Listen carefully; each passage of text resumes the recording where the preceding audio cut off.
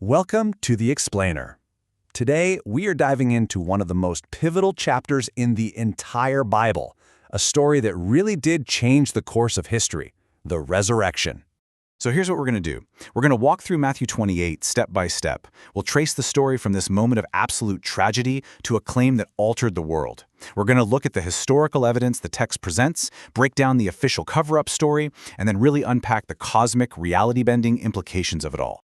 All right, first up, you have to understand that Matthew 28 isn't just some epilogue tacked on at the end. No, this is the narrative climax. It's the moment designed to flip the entire story from one of crushing defeat into the ultimate victory.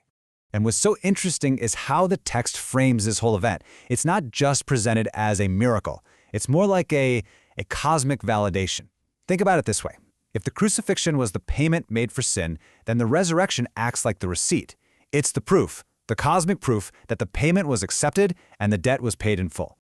So the gospel doesn't just make this enormous claim and expect everyone to just believe it. It actually presents a case, and it builds that case on three key pieces of evidence. Now, to really get the first piece of evidence, we need to talk about a tool that historians use. It's called the criterion of embarrassment. And the idea is actually pretty simple, but it's powerful. You're probably not going to invent details for your story that make you look bad, or make your own argument harder to believe. Okay, so with that in mind, think about this. In the first century, the testimony of women was considered legally unreliable. So if you were making this story up from scratch, trying to convince people, why on earth would you make your very first, most important witnesses the least credible people by the standards of your day? It just doesn't make sense. Historians look at that and say, a detail that counterintuitive is often a sign of authenticity. You include it because, well, that's just how it happened. This next point is fascinating. The evidence here doesn't come from Jesus' friends or followers. It actually comes from the story told by the very people who are trying to debunk the whole thing. So the official story pushed by the authorities was that the disciples stole the body. They actually instructed the Roman guards to spread this rumor. And we know from the text that it was still the dominant counter-narrative circulating when Matthew's gospel was being written. You can just imagine them scrambling to handle a massive public relations crisis. And here's the critical point. By inventing a story to explain why the body was missing, the opposition accidentally confirms the most important fact. The body was missing. The tomb was empty. I mean, think about it. If they still had the body, all they had to do was roll it out for everyone to see, and the entire movement would have been over right then and there. And the last piece of evidence presented is all about physicality. The text makes a point to say the women took hold of his feet. That detail is there for a very specific reason. To shut down any idea that this was just a ghost or some kind of spiritual vision, the account insists, no, this was a tangible, physical body that could be touched.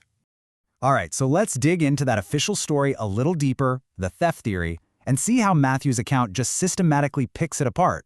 See, the text doesn't just say, nope, that's a lie. It's more clever than that. It exposes the lie by showing how the story completely contradicts itself. The whole theft theory just crumbles when you look at it. First, you've got the sleeping witness paradox. I mean, if the guards were asleep, how could they possibly know who stole the body? It makes no sense. Second, the psychology is all wrong. The disciples were terrified and hiding for their lives, not plotting a high-risk heist against a squad of Roman soldiers. And finally, you have to remember Roman military law. Sleeping on watch was a capital crime. You'd be executed on the spot. No soldier would ever confess to that unless they had been bribed and promised total protection, which just screams of a hasty, poorly thought-out cover-up. So we've looked at the historical case, but the text goes way beyond that. It portrays the resurrection as an event that literally reshaped reality itself. Remember the Great Earthquake? That's not just a random geological detail. It's what you might call a narrative echo. It's a callback to the earthquake that happened when Jesus died.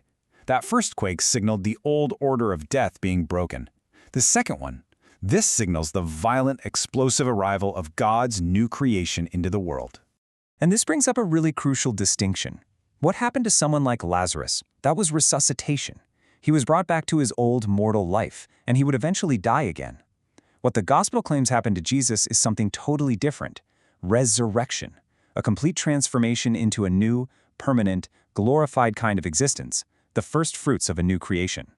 And the narrative creates this powerful, beautiful irony right at the tomb. You have the symbols of imperial Roman power, these elite soldiers, And they're so terrified they become like dead men. They are literally knocked out cold. And at the same time, the most socially marginalized people you could find, women in that culture, are lifted up and empowered to become the first messengers of this new reality. The whole world's power structure gets flipped completely upside down. So, with this new cosmic reality breaking into the world, it all leads to one final, world-defining command from the risen Jesus. This final instruction, which is famously known as the Great Commission, is built around 4 incredibly powerful universal claims. Some scholars actually call this structure the 4 alls. These 4 pillars are the foundation for this brand new global movement. It's based on all authority, its scope is all nations, its curriculum is all things he taught, and its power comes from his promise to be with them all days, always. Now you have to catch this next part. It is a tiny grammatical detail with massive implications. The text says, baptizing them in the name, singular, not names, plural. That is not a typo. That grammatical choice deliberately unifies the Father, the Son, and the Holy Spirit into a single divine identity.